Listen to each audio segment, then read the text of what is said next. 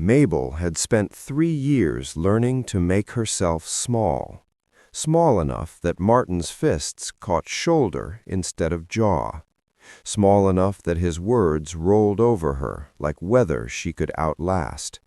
But she had never been this small, spine curved around a canvas bag in a stranger's trunk, knees to chest, breathing air that tasted like gun oil and leather, and the kind of money no honest person moves in a duffel. She counted heartbeats because counting was the only wall between her and the scream building behind her ribs. 112, 113. Above her, muffled by metal and carpet, men spoke Korean in voices that carried a kind of authority she had only ever felt used against her. 10 minutes ago, she was running. 10 minutes ago, Martin was 3 steps behind, breathing that ragged rhythm she'd memorized the way other women memorize love songs. She saw the trunk open 3 seconds, maybe 4, and did the math every battered woman knows by heart. The devil who owned her body, or the dark. She chose the dark.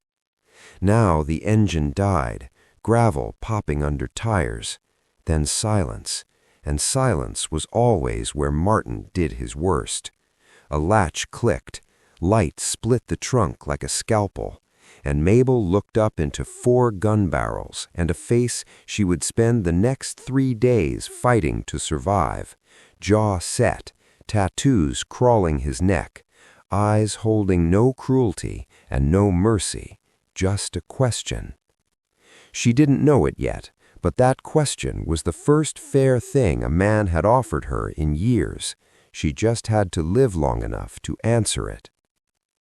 If you've ever watched someone you love disappear into a situation everyone else ignored, this story is going to hit different.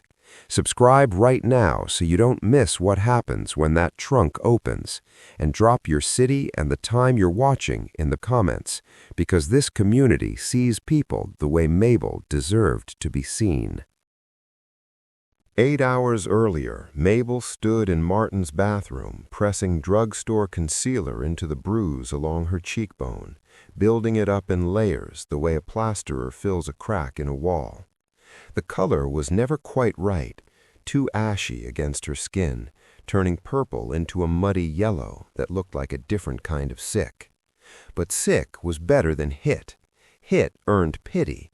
Hit earned questions, and questions made Martin creative. Through the bathroom door, she could hear him on the phone. Martin had 2 voices, the one he used on her, which was a leash, and the one he used on men who frightened him, which was a ladder. He was climbing now, laughing too loud, agreeing too fast. "Nah, Thompson, I hear you. I said I'd settle it, and I'm settling it." A pause. Martin's laugh again, thinner this time, a dog showing its belly. "She's right here, ain't going nowhere. When have I ever not delivered?" Mabel's hand stopped moving. The concealer wand hovered a half-inch from her face. She watched her own eyes in the mirror, and something behind them went very still, the way a rabbit goes still, not calm but calculating. Every hair on end, every muscle preloaded, the body solving the equation before the mind catches up. She stepped out of the bathroom. The apartment was a 1-bedroom that smelled like old weed and the spearmint gum Tiffany popped between her teeth all day. Tiffany was on the couch now, scrolling her phone, ankles crossed on the coffee table. Tiffany, who had braided Mabel's hair last Tuesday and told her Martin didn't mean it. Tiffany, who was wearing the gold hoops Martin bought with money Mabel thought was rent. Tiffany, who looked up at Mabel now with an expression so perfectly indifferent it told the whole truth at once. She knew. She'd always known. She wasn't Mabel's friend. She was the fence around the yard. Martin was in the kitchen, his back to the hall, one hand gripping the phone and the other opening the fridge like this was any Tuesday, like he hadn't just put a dollar amount on a woman in the next room. Mabel didn't grab her phone. She didn't grab her shoes. She had tried to leave 4 times before, and every time she had packed something, a bag, a charger, the photo of Bessie from when they were kids, and every time the packing cost her 30 seconds she didn't have. This time, she took nothing. She opened the front door the way she'd practiced in her head on all those long nights, slow enough that the hinges stayed quiet, and she walked out of Martin's life in bare feet on dirty carpet without making a single sound. She made it to the garage before he figured it out. She heard his stairwell door bang open 3 floors up, heard his voice bouncing off concrete. Not the climbing voice, not the leash voice, but a third one, the one she only heard when she'd made him look foolish. That voice didn't want her back. It wanted to make sure no one else could have her either. The garage was cold on her feet, oil and exhaust, fluorescent light humming the same note as her panic. And 40 yards ahead, a black SUV, its rear hatch open while 2 men in dark coats loaded something heavy inside. 3 seconds, maybe 4. Martin's footsteps hit the garage floor. Mabel ran like something unlocked inside her skeleton, and she folded herself into that trunk with a silence so practiced it sickened her, because the thing that made her small enough to survive Martin was the same thing that made her small enough to disappear. The hatch closed, the engine turned over, and Mabel pressed her face against a stranger's duffel bag and felt the car pull away from the only life she'd ever been allowed to have. She did not yet know that the shoes she'd left behind had a GPS tracker in the sole. She did not yet know she was still wearing its twin. The trunk opened, and the world came back in pieces. Light first, not daylight, but floodlights, industrial and white, the kind that flatten everything into an interrogation. Then sound, boots on gravel, voices barking in Korean, the metallic click of weapons being readied. Then hands. A woman's hands, which surprised her. Strong fingers closed around Mabel's arm and pulled her out of the trunk like cargo being unloaded on a dock. Mabel's bare feet hit cold concrete, and her legs buckled. They'd been folded under her for 40 minutes, and the blood rushing back into them felt like a punishment for running. The woman who'd pulled her out was lean, sharp-jawed, with close-cropped hair and the kind of stillness that came from training, not temperament. She held Mabel upright with one hand and kept the other on the holster at her hip. Her eyes moved across Mabel's face the way a surgeon reads a scan, not looking at her, looking for something inside her. "Harley," the woman said over her shoulder. Nothing else, just the name dropped like a pin into silence. The man who stepped forward was built like a wall someone had taught to walk. Ex-military, Mabel could tell from the posture, the same rigid efficiency Martin's army buddies carried into every room. Harley looked at Mabel the way you look at a package that's ticking. "Nobody gets in a trunk by accident," he said. Not to her, past her, like she was evidence, not a person. "I was running," Mabel started. Her voice came out scraped and thin. "There was a man." "Dawn." Harley didn't blink. "Search her." The woman, Dawn, was thorough and impersonal. Pockets, waistband, the seams of Mabel's jeans. Mabel stood with her arms out, shivering in a parking lot she didn't recognize, surrounded by men with guns and a language she couldn't decode, and thought, "I have been in this position before. Arms out, being inspected. The only difference is these people haven't hit me yet." Dawn reached Mabel's left shoe and stopped. Her fingers pressed along the sole, paused, then dug into a seam near the heel. She pulled out something the size of a thumbnail, small, black, with a single pinprick light blinking red in the floodlit dark. She stared at it. She had never seen it before. But Harley's face changed the way a door locks, something open becoming something sealed. He held the tracker up between two fingers and turned to the man standing behind the circle of guards, Ju-Wan. Mable recognized the tattoos, the jaw, those eyes that gave nothing and took everything. Harley's voice was flat, final. "Thompson's tech. She's transmitting our location right now." "No!" The word ripped out of Mable before she could shape it into anything more useful. "I don't know what that is. I didn't. Someone must have." Spies always have a story. Harley was already pulling zip ties from his belt.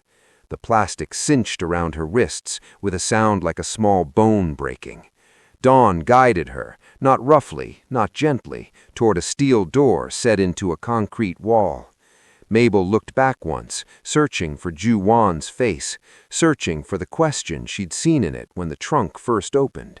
He was watching her, but the question was gone.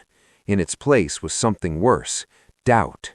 The same doubt she'd seen on the faces of the two police officers she'd called in year 2, the ones who looked at Martin's clean kitchen and Mabel's shaking hands and decided the math didn't add up.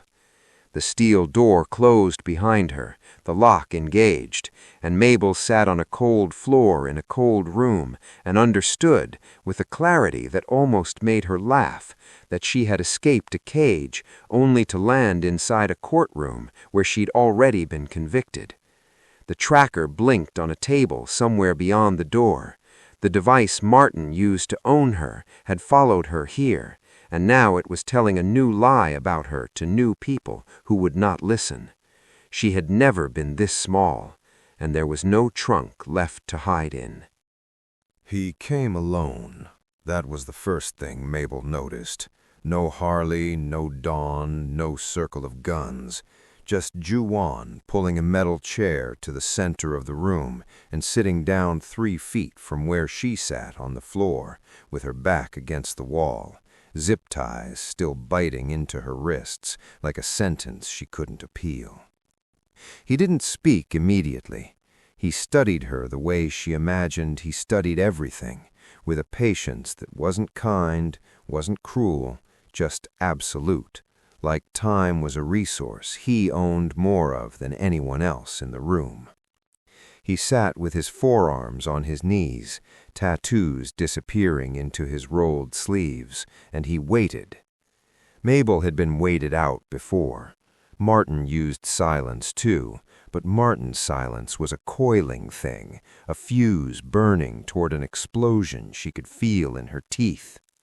Ju-Wan's silence was different. It wasn't building toward violence, it was building toward a decision. And Mable understood, in the animal part of her brain that 3 years had sharpened into a blade, that this man's decision would be final. There would be no second hearing. "Who sent you?" His voice was low, unhurried, accented just enough to remind her she was in someone else's world entirely. "Nobody sent me. The tracker in your shoe says otherwise. I didn't know about the tracker. That's convenient. Nothing about my life is convenient." He tilted his head a fraction, not agreement, recalibration. She could feel him adjusting his read of her, running her words through whatever internal machinery sorted lies from truth in his line of work.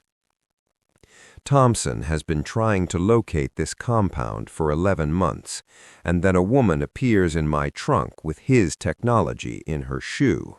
You understand the math." "I understand the math. I just didn't write the equation." She was shaking. She could feel it in her jaw, in her fingers, in the muscles along her neck that never fully unclenched anymore. But she did not beg. Begging was a currency she'd spent until it was worthless.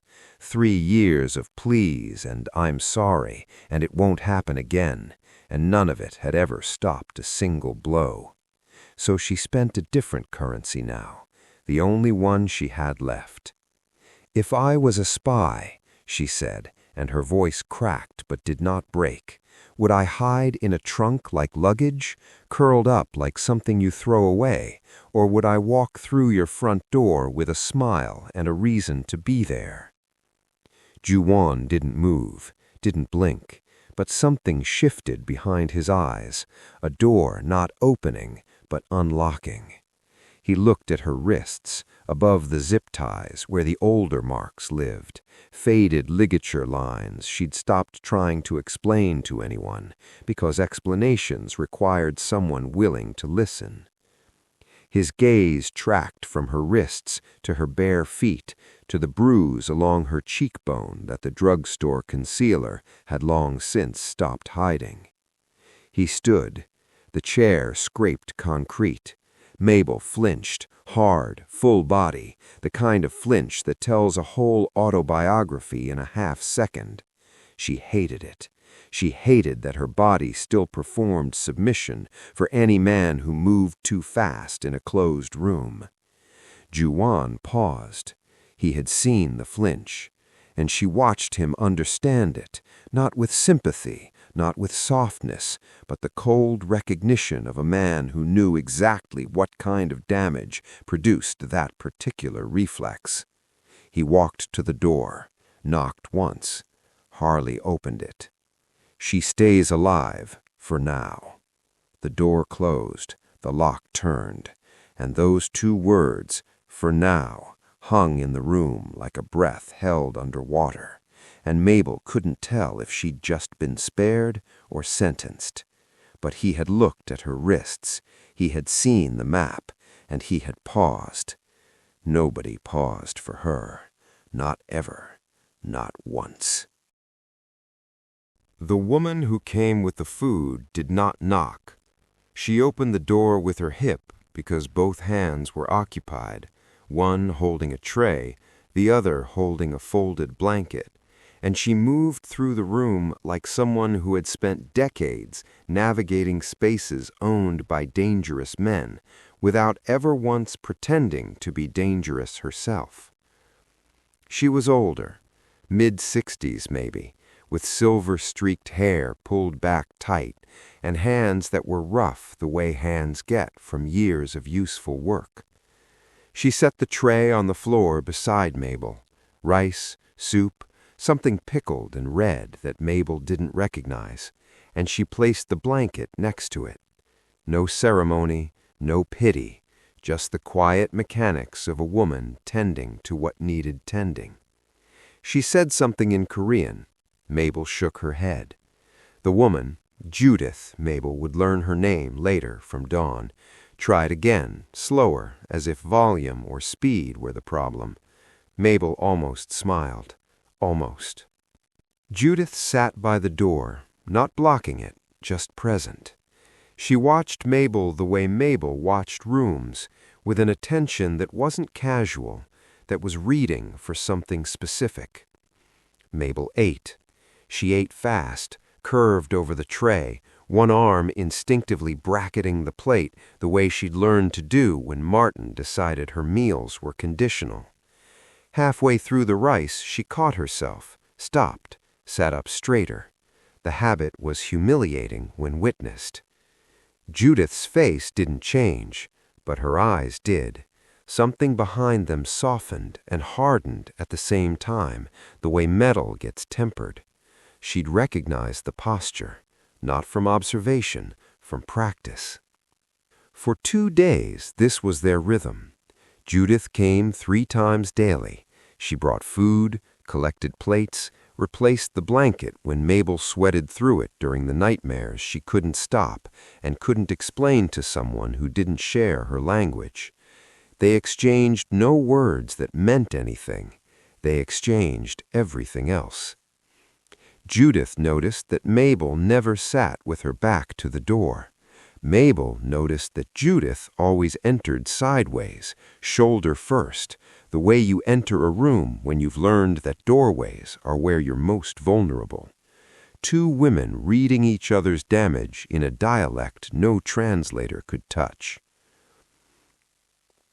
On the 3rd night, Judith came late. She brought tea instead of food. She sat closer than usual, not next to Mable, but near enough that Mable could feel the warmth of another body without the threat of contact. The room was dim, the compound was quiet, and in that quiet, Judith rolled up her left sleeve. The scars were old, decades old. Thin lines faded to white against her skin, grouped in the pattern Mable knew. Defensive wounds on the forearms, the kind you collect when you stop trying to fight back and start trying to shield your face. Judith looked at them, then looked at Mabel's wrists, and pointed, back and forth, hers, then Mabel's, a simple, devastating geometry. Mabel's face crumbled, not loudly, not the way she'd broken in Martin's bathroom with the faucet running to cover the sound. This was quieter, her jaw trembling, her eyes filling, her breath hitching in small stutters like a machine trying to restart after a long shutdown. She pressed her hand over her mouth because sound was still something she rationed, even here. Judith didn't reach for her.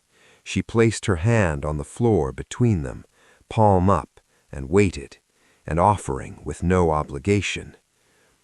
Mable looked at it for a long time. Then she took it. "I have a sister, Bessie. He made me stop calling her. He said if I talked to anyone—" She couldn't finish it. Judith couldn't have understood the words anyway, but she squeezed Mabel's hand once, firm, and the pressure said everything language couldn't. Somewhere in this compound full of guns and guarded men, two women sat on a cold floor holding hands in the dark, and the thing that connected them was the one thing both had been taught to hide. Judith didn't let go first. She let Mable decide when. Martin found them on a Tuesday. Not the compound, not yet, but close enough. One of Ju Wan's front businesses, a dry cleaning operation in Koreatown, with pressed shirts in the window and a back office that handled things no iron could flatten. Mable wasn't there. She was 3 miles away in her locked room, teaching Judith the English word for blanket, while Judith taught her the Korean word for warm. She didn't see Martin arrive, but she would feel the aftershock for weeks. Ju Wan saw it on the security feed. 4 monitors in a basement office, black and white, no sound at first, just the image. A man shouldering through the front door with the particular entitlement of someone who had never been denied anything he considered his. Martin was wearing the jacket Mable had bought him for his birthday, the one he'd thanked her for by telling her she'd wasted money she could have spent losing weight. Behind him, Tiffany, chewing gum, arms crossed, scanning the room with the bored vigilance of someone who'd been brought along as proof of ownership. And flanking them both, 2 men Ju Wan's people recognized immediately. Thompson's soldiers. Low level, but enough to confirm that Martin hadn't come alone and hadn't come freelance. Ju Wan turned up the audio.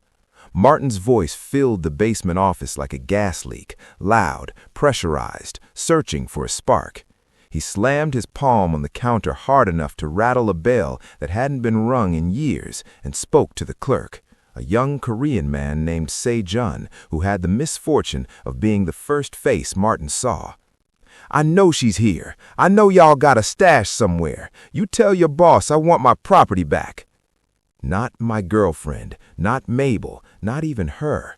My property. He said it the way you'd say my car or my phone, with the flat impatience of a man reporting a stolen appliance.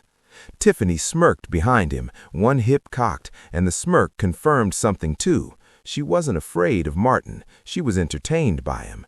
This was theater for her. Mabel's entire life had been someone else's entertainment. Harley stood beside Ju Wan watching the same feed. He hadn't spoken. Harley always spoke. He narrated threats the way sportscasters narrate plays, constant, certain, filling every silence with tactical assessment. But now he was quiet. His arms were crossed, and his jaw worked like he was chewing something that wouldn't break down. On screen, Martin leaned across the counter and grabbed Se-jun's collar. Thompson's men shifted forward. Martin's voice dropped into something intimate and ugly. The register Mable would have recognized instantly because it was the octave that preceded the worst nights, the octave that meant he'd already decided what he was going to do and was just narrating his way toward it. Ju-won picked up his phone, spoke 4 words in Korean, hung up. Within 90 seconds, 6 of Ju-won's men entered the dry cleaner from 2 directions. Martin was separated from Sejeon's collar, from Tiffany, from Thompson's soldiers, and escorted outside with the kind of efficiency that made it clear this was not a negotiation.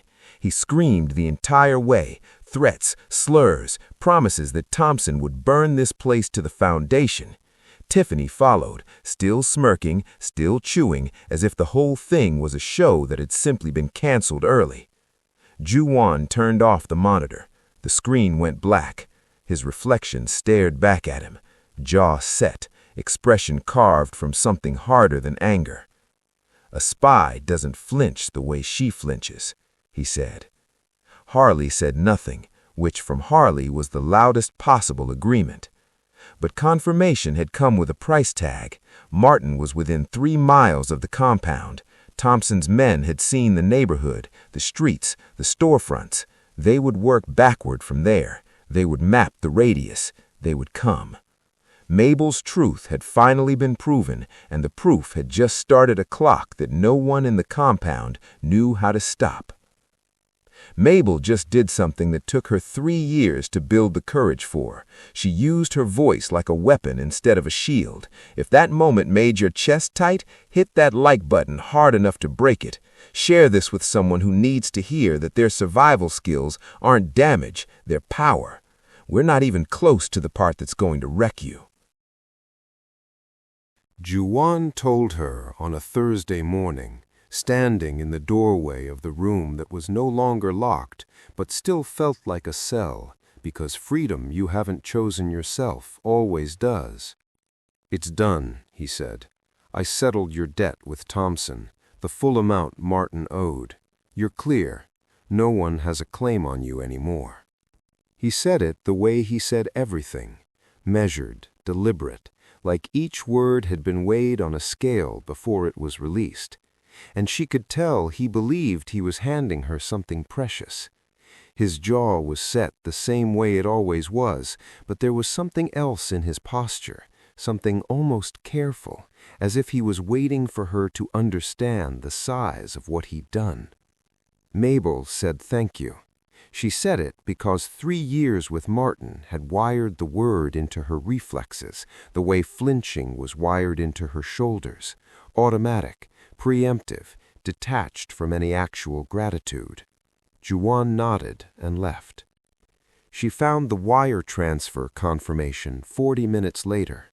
It was on the desk in the hallway office, partially covered by a folder Dawn had left out. Mable wasn't snooping. She was looking for Judith, who usually passed through this corridor after breakfast.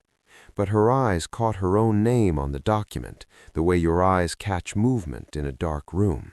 Survival reflex.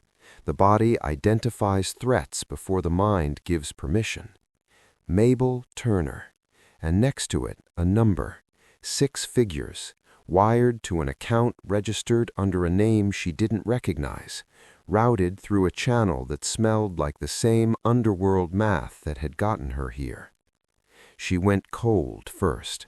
The cold started in her fingertips and climbed her arms and settled in her chest like a stone dropped into still water.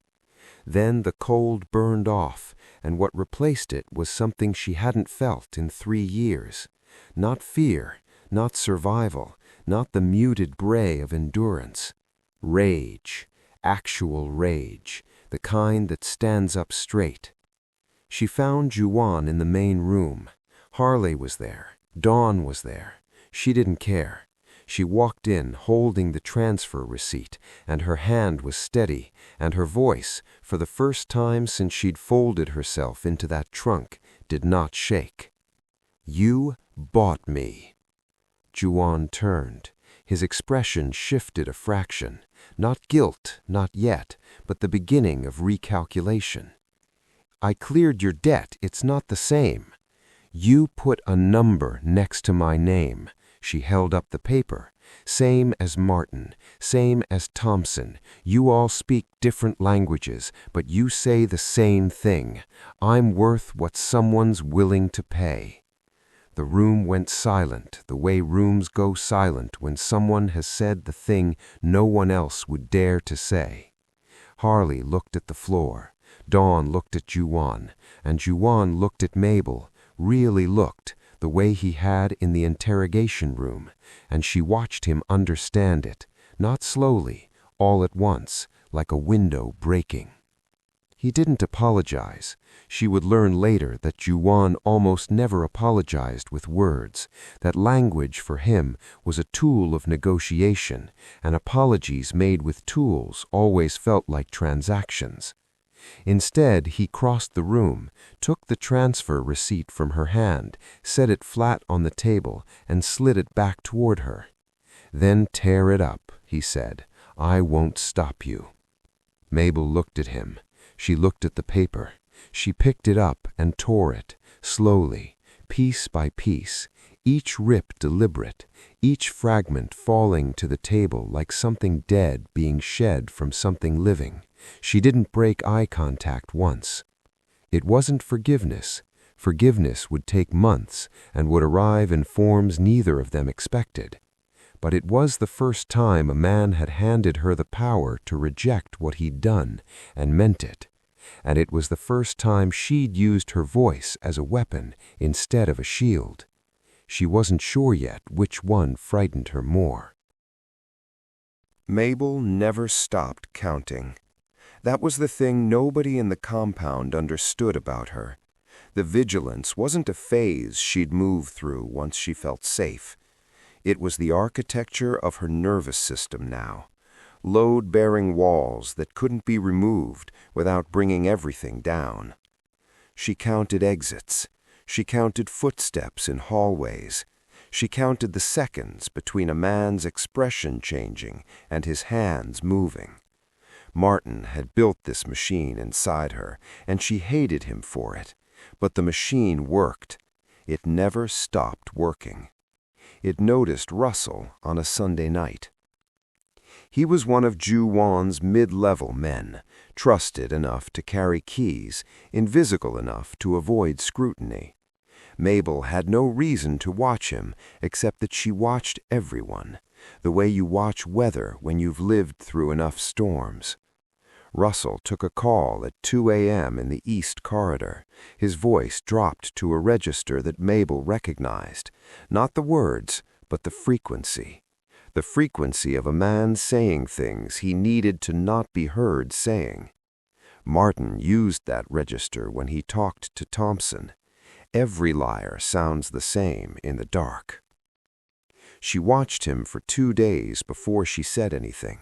Not because she wasn't sure, because she'd spent 3 years being sure about things and being told she was wrong, and the scar tissue from that made her build her case like a woman who expected to be disbelieved.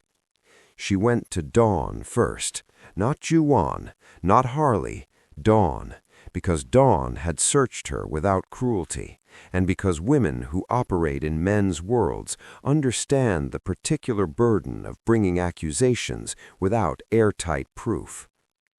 "Russell's phone," Mable said.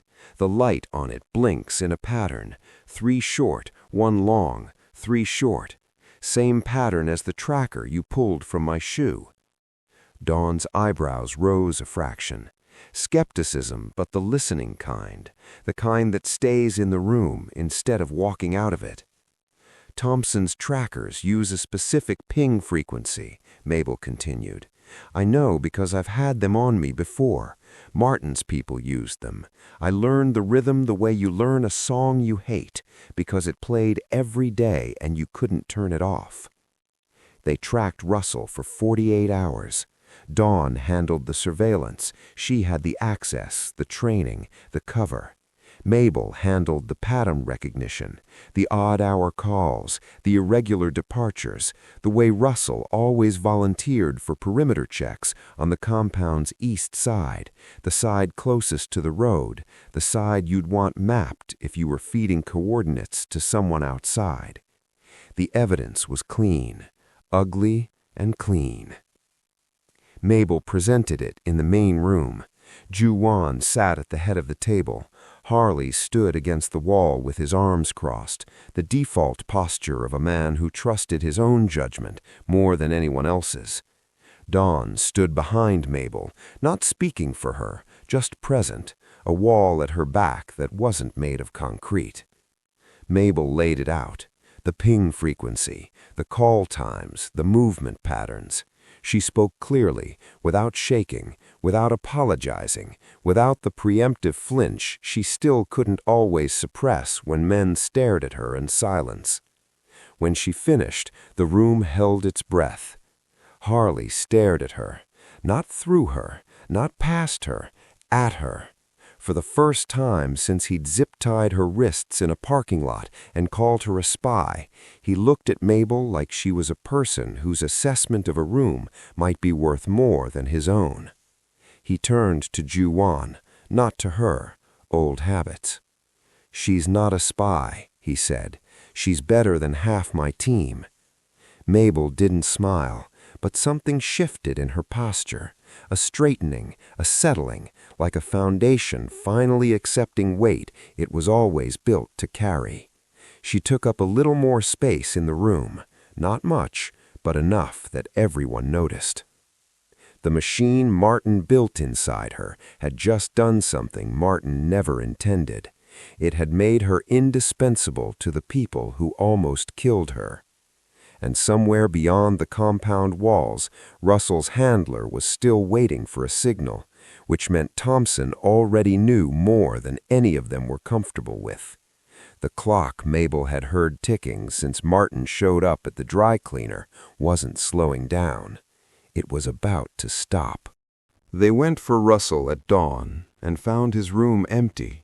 Bed stripped, phone gone, the window screen popped clean from its frame.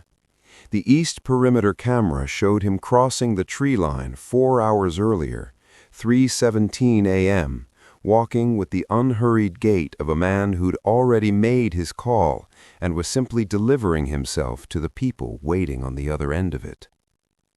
Dawn said it first. If he's been out 4 hours, Thompson's already moving. She was off by 20 minutes. Thompson's people were already there. The first explosion hit the south gate. Not a bomb, a breaching charge, surgical, designed to open a door rather than destroy a building. The second hit the generator. The compound dropped into darkness like a body going under anesthesia, and in that darkness, everything Mable had spent 3 years learning activated at once. She hit the floor before the third concussion, pressed herself against the wall, counted the gunshots, not to track the fight, but to map the positions. Here, there, closer. She moved through the east corridor on instinct, bare feet silent on concrete, the compound's layout memorized in that compulsive way she memorized every space she'd ever been trapped in. 2 of Ju-Wan's men ran past her without stopping. Somewhere ahead, she heard Ju-Wan's voice, clipped Korean, sharp as a blade being drawn, coordinating from the main room. She found Harley in the north hallway. He was sitting against the wall with one hand pressed to his left shoulder and blood running through his fingers in dark, steady lines that caught the emergency lighting like oil. His weapon was on the floor beside him. His radio was in pieces, hit by the same round or the ricochet. He looked up at Mable, and his face held no surprise, no request, just the grim awareness of a man calculating how long he had before the math turned fatal. Mable looked at Harley. Then she looked past him, down the corridor, to the east gate. It was open, unguarded. Every man who should have been there had been pulled toward the south breach. Beyond that gate was the tree line, the road, the dark, freedom, The real kind, the kind with no compound walls, no locked rooms, no men with agendas deciding what she was worth. 3 seconds. She let herself have 3 seconds. Then she grabbed Harley under his good arm and dragged him behind a concrete support column. He was heavy, deadweight heavy, and the effort tore something in her shoulder, but pain was an old language and she was fluent. She propped him upright, pressed his own hand harder against the wound, and said, "Stay." Russell's phone had been confiscated after Mabel's report. Dawn had locked it in the security office 2 doors back. Mabel found it in a drawer, still powered on, still pinging that rhythm she knew like a heartbeat. 3 short, 1 long, 3 short. Thompson's coordination signal. His men were navigating by it, using Russell's device as a beacon to move through a compound they'd never mapped themselves. Mabel didn't need to understand the technology. She understood the pattern. She'd spent years inside the machinery of men who used devices to control movement through space. She reversed the signal, fed it backward, scrambled the ping rhythm, turned the beacon into noise. It took her 90 seconds and the memory of every tracker Martin had ever hidden in her belongings. Outside, the gunfire stuttered, fragmented. Thompson's men lost their coordination like birds scattering from a wire. Ju-Wan's team rallied. The breach collapsed inward. When it was over, Mabel went back to Harley. He was conscious, pale, breathing in shallow pulls. She knelt beside him. He looked at her for a long moment, the same woman he'd zip-tied and dragged across a parking lot and called a spy. He reached up and gripped her forearm, the same forearm. His hand shook. Hers didn't. Neither of them spoke. Neither of them needed to. But Mabel noticed, in the quiet after the gunfire, that her feet were pointed toward the main room and not toward the open gate. She'd chosen without deciding. The woman who always ran had stayed, and the staying had cost her nothing and changed everything, and she wasn't sure when the compound had stopped being a prison and started being the thing she was willing to bleed for. She didn't have a word for it yet, but Judith did. Judith had been teaching her one for days. Jib. Home. The warehouse at the docks smelled like brine and diesel, and the kind of decisions that don't wash off. Ju-Wan's people moved through it and practiced formation, Dawn on the left flank, Harley on the right with his shoulder still bandaged and his shooting hand steady anyway. Mabel was supposed to be in the car. She wasn't in the car. She was 3 steps behind Ju-Wan when Thompson's voice echoed off the corrugated walls, and she saw him for the first time. A lean man in an expensive coat who looked at people the way accountants look at spreadsheets. Beside him, 2 armed men, and in front of them, pushed forward like a chess piece sacrificed to open a lane, Martin. Thompson had done his homework. He'd calculated that a woman who'd hidden in a trunk to escape this man would crumble at the sight of him, that she was Ju-Wan's soft spot, that love, or whatever this was, made people stupid. He was wrong about all of it. Martin stepped forward, and when he spoke, he used the voice, the first voice, the one Mabel had fallen in love with 5 years ago, the one that tasted like honey and arrived just before the venom. Soft, warm, perfectly calibrated. "Baby, come home." Every head in the warehouse turned to Mabel. She felt the weight of it, every eye, every expectation, every assumption about what a woman like her would do in this moment. Freeze, cry, fold, run. Ju-Wan's hand moved toward her, instinct to shield, to position himself between her and the thing that had broken her. She recognized the gesture. It was protection. It was also, in its own way, a cage. She stepped past his hand. She walked forward, not toward Martin, toward the center of the warehouse, the open space between the 2 sides, the no man's land where the air was thinnest and the exposure was total. She stood there, feet bare on concrete because she'd never gotten the shoes back and had stopped needing them, and she looked at Martin, and the honey voice died in the air between them like a frequency that had finally lost its receiver. "I was never your home. I was your hostage, and I'm done fitting into spaces you built for me." Martin's face broke, not into sadness, into the thing underneath it, the thing that had always been underneath it, rage at being refused. He lunged, the way he'd lunged 100 times before, right hand leading, grabbing for her arm because her arm was always where he started. Mable sidestepped. 3 years of dodging those hands had written his choreography into her muscles.